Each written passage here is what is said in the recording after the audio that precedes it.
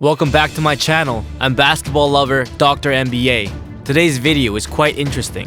Amongst the 10 players on court who fight to score for victory, only one ball is given to them. These players compete intensely both on court and in the air to possess the ball. And if a physical fight breaks out, it often turns into a personal brutal physical fight between the players. The atmosphere in the NBA is always heated, and we can often witness dirty plays that would make your face cringe. In this video, I'll be talking about Draymond Green, a player well known for his dirty plays.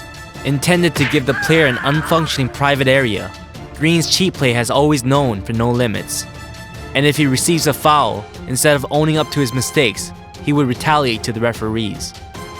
Ironically, as a player who continuously makes problems and makes situations worse, and even though he performs this way, he's a player that is crucial to the team. Professionals claim that if the Warriors didn't have Green, they would never have been able to become the champions 3 times. He is considered to be a key player on his team, despite his dirty fouls and plays. Let's look into why Golden State Warriors need him on the team. Born in Saginaw, Michigan, in 1990, Green was taller than most of the kids in his age group and admired the team of Michigan, Detroit Pistons, the team of his hometown. From where he lived to Detroit, it only took an hour and a half by car to get there. So in his early teens, he often went to the stadium as a ball boy, and naturally got into basketball. What he had saw and learned from there makes Green who he is today, which will be discussed later in this video. In 2004 at Saginaw High School, located in front of his house, Green officially became a basketball player who showed great multiple skills in three-pointers, assists, rebounds, steals, etc. His competitive mindset was like no other and showed improvement every year.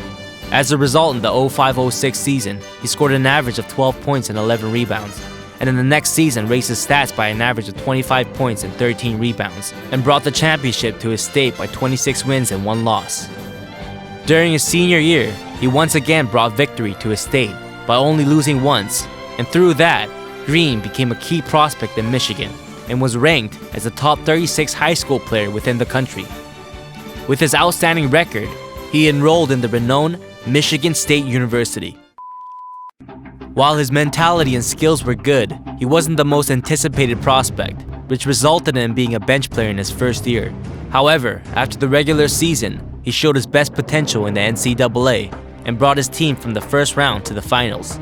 Although they didn't win the finals, the head coach saw Green's potential, and starting his sophomore year, gave him more playtime. Green showed better performance, and as time went by, and by the end of the 11-12 season of his senior year, he set a record of an average of 16.2 points, 10.6 rebounds, and 3.8 assists, showing immense improvement throughout the year. A double-double is when a player accumulates a double-digit total in 2 or more statistical categories, and a triple-double is when a player records a double-digit in 3 or more. And Draymond Green set a double-double record in not one game, but the season, and even showed triple-double records in important games like the NCAA tournament. He immediately joined the 2012 NBA draft after graduating, and anticipated to be drafted as one of the top 30 players in the first round, but unfortunately got selected as the 35th player in the second round. The reason was because of his obscure height of 6'6". He was too small to be a big man in the paint zone, and his power and speed were not well developed for him to be a small forward. He was known to read the games well due to his game awareness, and had various skills, strong passion, and leadership, but his mediocre height was the main source of criticism towards Draymond Green. However, the Golden State Warriors GM liked his competitive spirit and his dedication to the team, which is why he was drafted, and Green stated that he will do whatever it takes to help on the court and had a strong will to prove himself. Green, who was a rookie during the 12-13 season, was outshone by the other players, thus being a bench player. But despite that, he made impactful shots during important times and impressed the public. And the most memorable one was the December 12, 2012 game against the high-ranked, at that time, Miami Heat, making the winning shot against them 0.9 seconds before the end of the game. Just like he did in college, he set a double-double record during the first round of the playoffs and advanced his team into the second round. Even though he was a bench player, he showed his potential in important games, which is why the head coach admired Green. To really utilize Green as a player in the 13-14 season, he suggested that Green go on a diet. The reason to that was to make better use of his height. And when in offense, he had to drive through or find empty areas to receive the ball and take their shot. And when in defense, he had to be fast in reading the game as a guard and engage in swift attacks. In other words, the diet was a mission for him to improve his mobility. And rather than reducing his food intake, he focused on decreasing his body fat while still maintaining his muscles. As a result, he lost a total of 20 pounds. He also started training more on his three-point shots, and as a result, his game time and his team's dependence on him both increased. He took on the temporary position as a center towards the end of the season and showed great performance. And during the playoffs, he showed more potential than before by scoring 24 points and setting a double-double record in Game 7. Steve Kerr was fascinated by Green's performance and being assigned to the Golden State Warriors after the playoffs, stated that he will actively use Green in the games. Back when he used to play against Michael Jordan, he said that he was able to see his fellow aggressive defensemen, Dennis Rodman and Draymond Green. The head coach's confidence in Green was also followed by the thigh injury of the main power forward. Through that, he became a starter starting the 14-15 season and was able to truly show his potential and value as a player. His three-point shots during an unmarked situation brought the opposing big man out from the paint zone, and through that, his fellow teammates were able to drive through easily. And on top of that, because his father made him practice his passing skills, he was able to provide sharp assists. His dedication to the ball was stronger than anyone when it comes to rebounds and hustle play, and his potential was further proven as a defense. Although he was short, his wingspan was equal to that of a center at 7'1", and with his mobility, he was able to intercept the opponent's ball and had no issue blocking in the paint zone. Also, because of his strength, he often showed strong physical ability when playing against other centers and one-on-one matches. When the team had a hole in their defense, he immediately filled in the hole and was able to read the opposing player's movements, which showed his intelligence as a defense. Thanks to Green, who was active in both offense and defense and endured all sorts of physical fights and dirty plays, the team players were able to take their three-point shots with no pressure. As a result, the Golden State Warriors' scoring ability improved more than ever, leading them into the playoff finals, and beating the final opponent, LeBron James and the Cleveland Cavaliers, accomplished the title of the NBA champions for the first time in 40 years.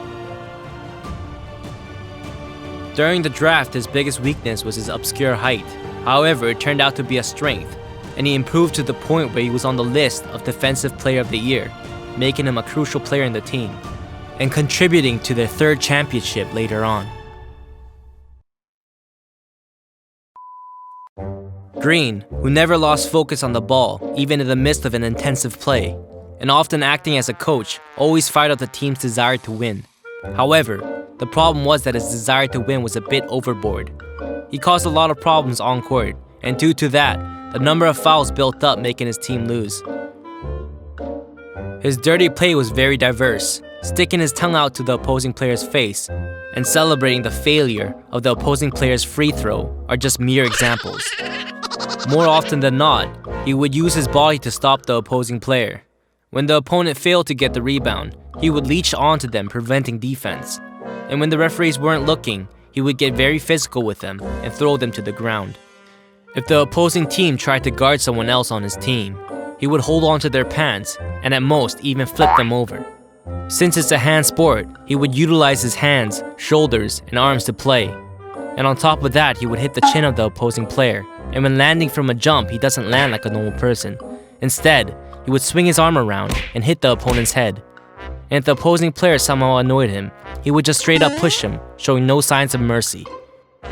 But to be fair, these forms of dirty play are common in the NBA, and Green's dirty play could be viewed in a positive way, in that the intensity of the game prompts such play.